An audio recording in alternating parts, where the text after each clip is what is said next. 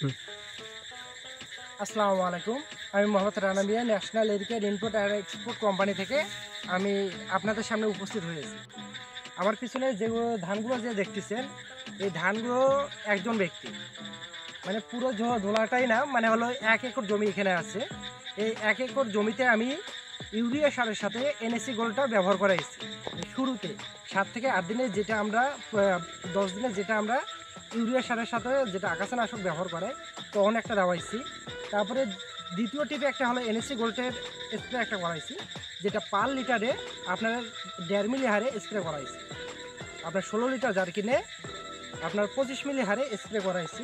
তারপরে দেখুন ধানের গ্রোথটা দেখুন, ধানের চেহারাটা দেখুন, মানে আপনার পুরো ফসলটা আপনার অন্যান্য জমির থেকে সম্পূর্ণই আলাদা।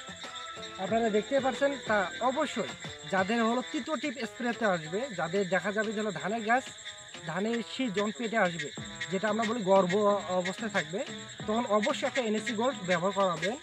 আর যখন ধানের শীষ ধান যখন হেলে পড়বে, ধানের ঘাটটা যখন হেলে পড়বে, ফুল ঝরার সাথে সাথে যখন একটা স্প্রে করবেন, তখন একটা স্প্রে করাবেন এনএসি গোল্ড। এই এনএসি গোল্ডটাতে আপনি যদি স্প্রে করাতে যদি পারেন, তাহলে সেক্ষেত্রে কি হবে?